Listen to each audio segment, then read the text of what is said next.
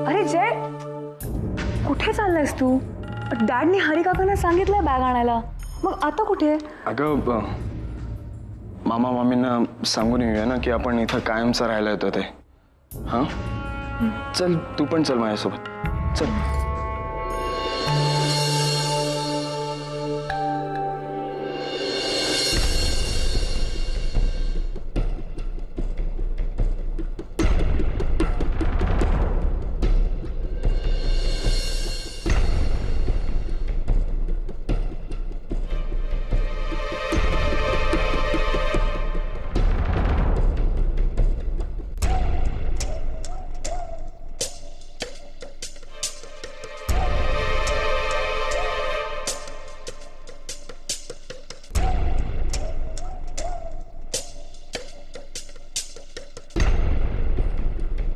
वेल, तुमच्या सगळ्यांसाठी good news आहे.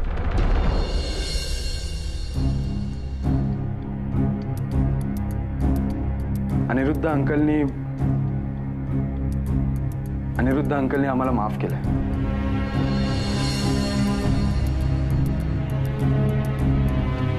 त्यांना आमचं लग्न मान्य आहे, त्यांनी आम्हाला ऍक्सेप्ट केलंय.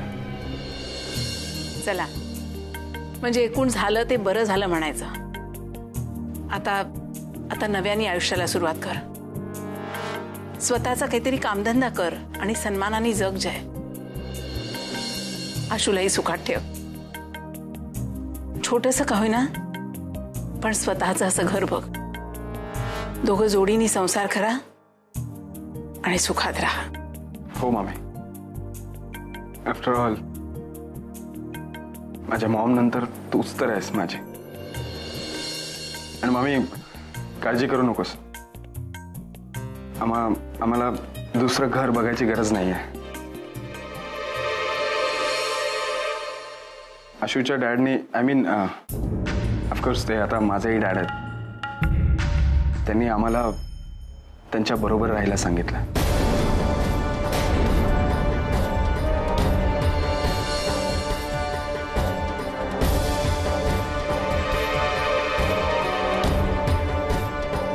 लाज नाही वाटत तुला?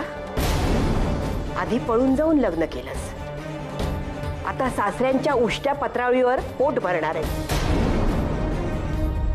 नशीब रे, माझी पोर नाहीये आता या जगात. तिने हे सगळं बघितलं असतं ना तर हाय खाल्ली असती. अरे कसले हे भिकेचे डोहाळे लागलेत तुला. जनाची नाही तरी मनाची लाज राख.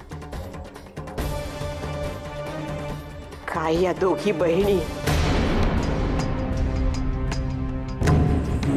एकीने आपल्या पायगुणाने या घरात गोंधळ घातला, आता दुसरी उरला सुरला मान आहे तो सुद्धा घालवायला निघालीये. देवा, अरे हेच बघायला खाली ठेवलंस का मला? आता नाही हे सहन होत, नाही सहन होत. पण आजी, अगं आजी असं काही नाही आहे. प्लीज तुम्ही सगळेजण काहीतरी गैरसमज करताय. आजी, मी आशू बरोबर रीतसर लग्न केलंय. प्लीज मला समजून घ्या. ए मामी, तू तरी काहीतरी बोल आजीला. जय, अरे मला बोल म्हणून सांगायला काहीच वाटत नाही तुला? अरे इतका कसा निलाजरा झालास तू? हा, का जाणून बुजून करतोयस हे सगळं? का तुला असं वाटत नाही की स्वतःचं हक्काचं मेहनतीचं घर आपण उभं करावं म्हणून? का दुसऱ्याच्या घरी राहतोय जय? अरे तुला पोटच्या पोरासारखं मानलं मी, पण आज त्याची लाज वाटते मला. मामी असं काही नाहीये. तू प्लीज काहीतरी गैरसमज करून घेतेस. हे बघ डॅड तिथे एकटे आहेत, त्यामुळे आम्ही दोघं तिथे राहायला चाललोय.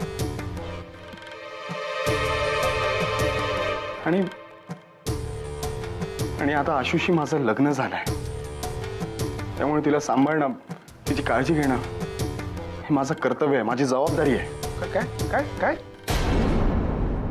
जबाबदारी? आज इतक्या वर्षात पहिल्यांदा तुझ्या तोंडून शब्द ऐकला मी, जबाबदारी. त्या पावसाळ्यात कुत्र्यांच्या छत्र्या उगवतात ना, तशा तुझ्या तोंडात हा उगवला कोण शब्द जबाबदारी? इतके दिवस या घरात राहत होतास तेव्हा कधी शब्द ऐकला नाही मी तुझ्या तोंडून. आता लग्न झाल्यानंतर का नवीन शब्द पाठ करायला घेतलास? काही जबाबदारी काय बोलतोय हा? जय, आणि तू अजूनही इथे राहू शकतोस. हे तुला स्वतःला इन्सल्टिंग नाही वाटत आहे का? प्लीज तुम्ही सगळ्यांनी हे त्याला बोलणं प्लीज बंद करा. ते फार इन्सल्टिंग वाटतंय.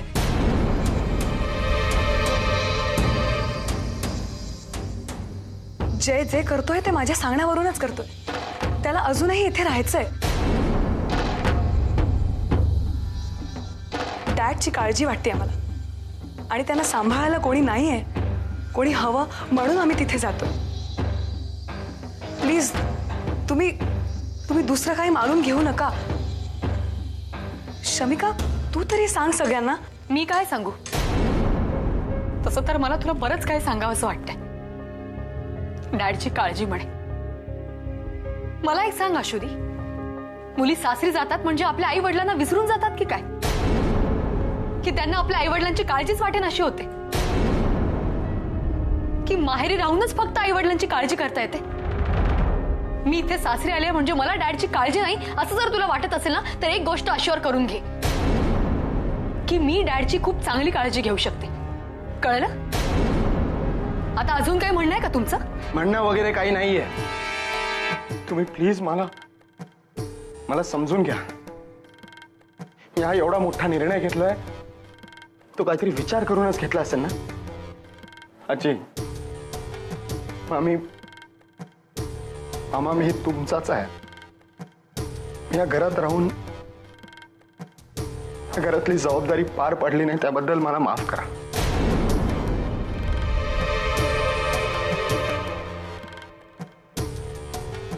पण आयुष्याच्या एका कुठल्या तरी वळणावर मी शहाणा होतोय, मोठ्यांचा आदर करतोय, मोठ्यांचा विचार करतोय. तर ती गोष्ट चांगली नाहीये का? हे मला मान्य आहे. मला मान्य आहे माझं वागणं कायमच चुकीचं होतं. मी खूप उद्धट होतो, मी खूप ॲरोगंट होतो. माझ्या वागण्याचा इतरांना खूप त्रास होत होता. मी बळजबरीने इथे राहायला लागलो, तुम्हाला सगळ्यांना त्रास होत असताना. पण आज हे सगळं मागे टाकून मला एक नाव, एक सेन्सिबल आयुष्य जगायचा चान्स मिळत असेल तर प्लीज मला माझ्या पद्धतीने जगू द्या ना. मी ठरवलंय, मी जातोय. मला फक्त तुमच्या शुभेच्छा आणि आशीर्वाद हवेत. मला माहिती आहे मामा, तुम्हाला माझं हे वागणं, माझं हे बोलणं अजिबात पटत नाहीये. पण एक ना एक दिवस माझं हे वागणं तुम्हाला नक्की पटेल आणि मी त्या दिवसाची वाट पाहिन. चल अशू, आपल्याला निघायला हवा. प्लीज मला माफ करा.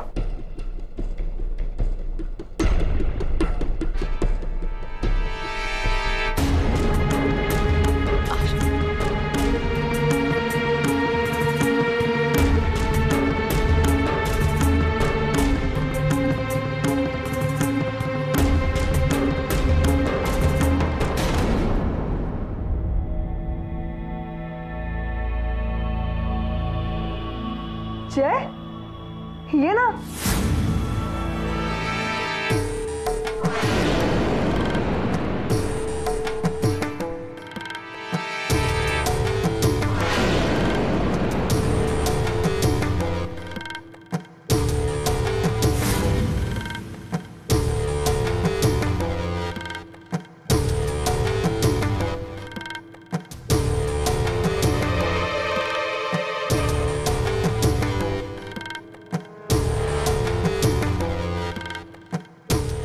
अरे जय, तू अजून इथे? आत ये ना. चल.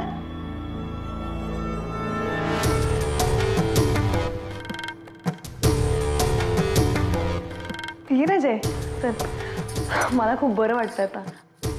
विचारच केला नव्हता की एवढं लवकर सगळं होईल. आणि डॅडनी पण कसं एक्सेप्ट केलं ना आपल्याला. आपलं रूम पण आता शिफ्ट केलंय. हां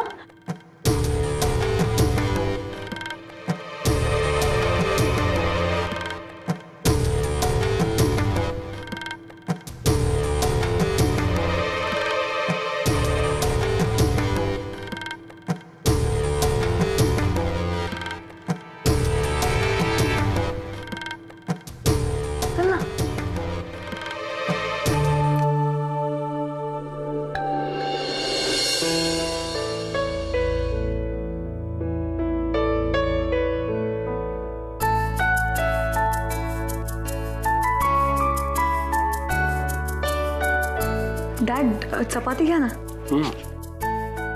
मग डाळ घ्या. बस एवढं पुरेसं आहे.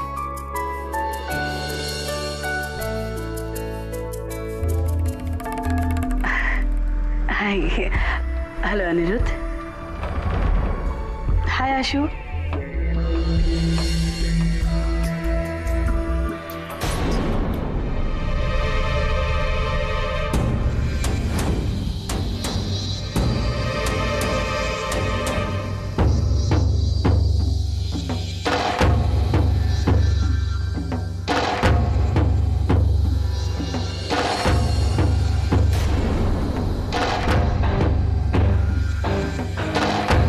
Hello, Auntie.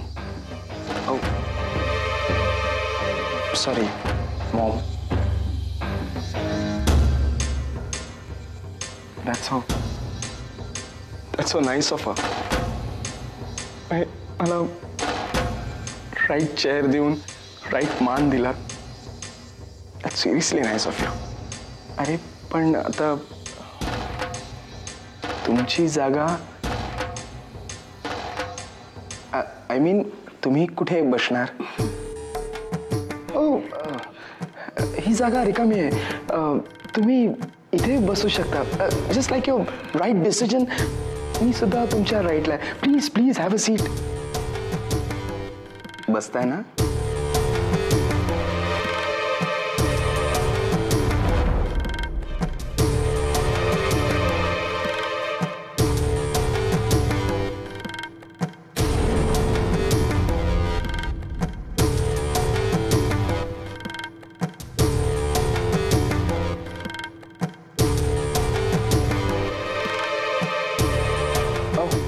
Thanks.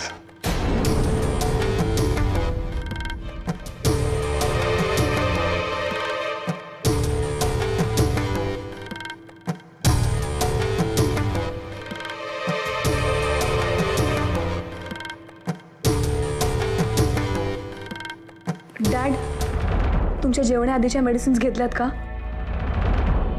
मी आणू का? घेतलेले आहेत मी. काही काळजी करू नको. तू घरामध्ये आल्याच्या नंतर मला बाकीचा विचार करण्याची काही आवश्यकता आहे का? घेतलं. आशू खरं सांगू का बाळा, तुम्ही दोघे इथे आलात. मॉम ते सलाड पास कराल प्लीज.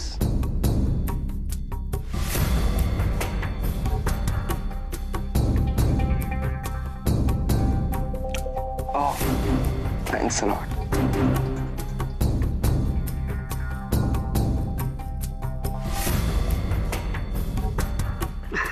तर मी काय सांगत होते आशू, मला ना इतकं छान वाटतं.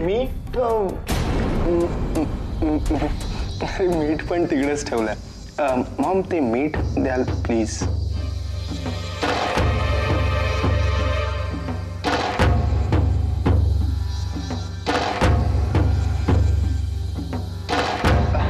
थँक्यू. हरी काका, हरी काका.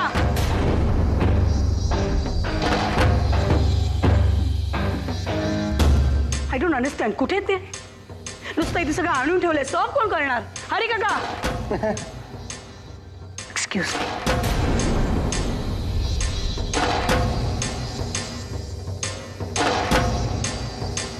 अरे मॉम कुठे गेली न जेवता? असू दे घेतो.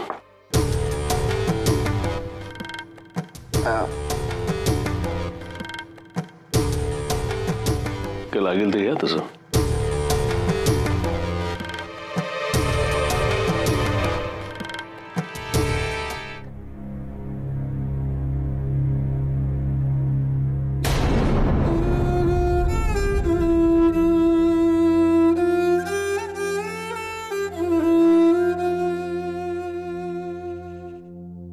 काय गाई अशी काळोखात का बसलेस? अरे आता सगळीकडेच अंधार झालाय. या प्रकाशाने तरी काय होणार आहे? काय झालं? तब्येत बरी आहे ना तुझी? माझी तब्येत बिघडायला तेव्हाच सुरुवात झालीये, जेव्हा शमिका या घरात आली. आता कुठे निवांतपणे श्वास घेईन म्हणत होते, तर ही दुसरी बया आली, आशू. आपल्याच मागे का हात धुवून लागले ती माणसं? काय गाय तू अशी करतेस? काय झालं की शमिकाला आणि तिच्या माहेरच्या लोकांना का दोष देतेस तू? आशू इथे आले काय तिचा दोष आहे? मुळात तो आशूचा तरी दोष आहे का? टाळी एका हाताने वाजते. आपलं जय सुद्धा आहे ना याच्यात. आधी अभिला धरलं आणि आता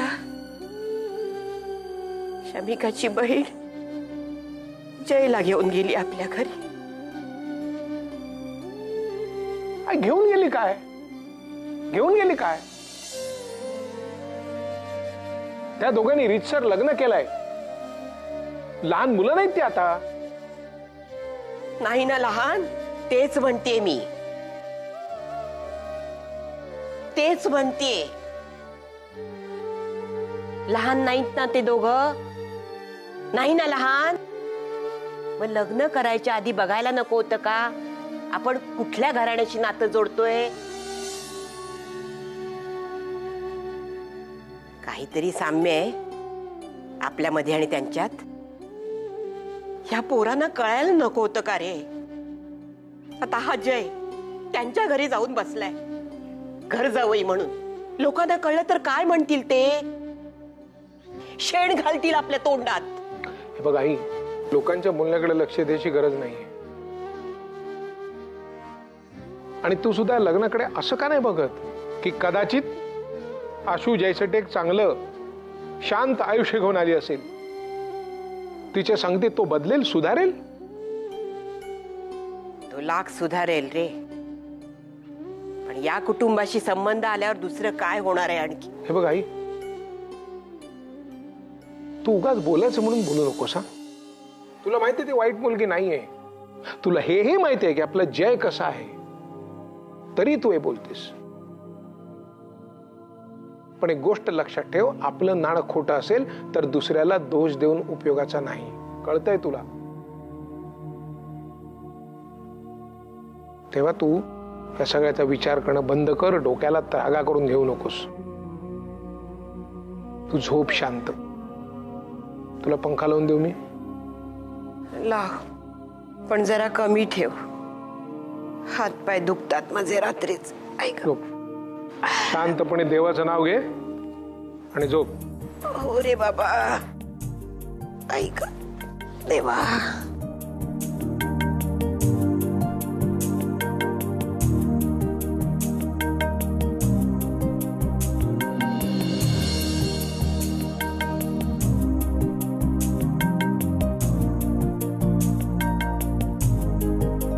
आईची कशी बशी समजून घातली,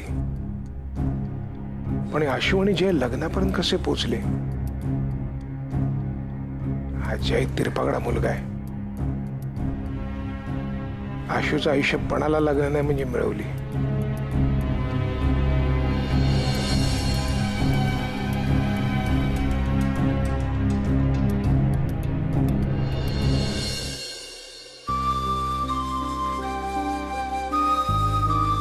अभि, हे हे सगळं असं अचानक कसं काय झालं रे?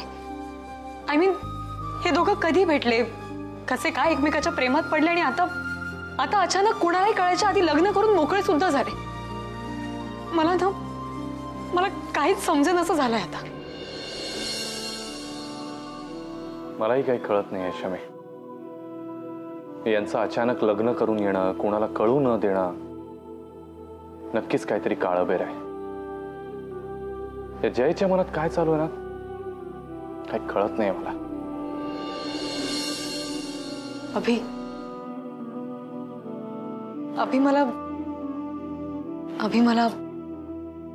मला खूप कसं तरी होतं रे. म्हणजे डॅडची खूप काळजी वाटायला लागली आहे मला. आपण आत्ता त्यांना भेटायला जायचं का? हे बघ, घाबरू नकोस, मी आहे ना तुझ्यासोबत. हो, पण का कुणाच ठाऊ, काहीतरी वाईट घडणार असं वाटतं.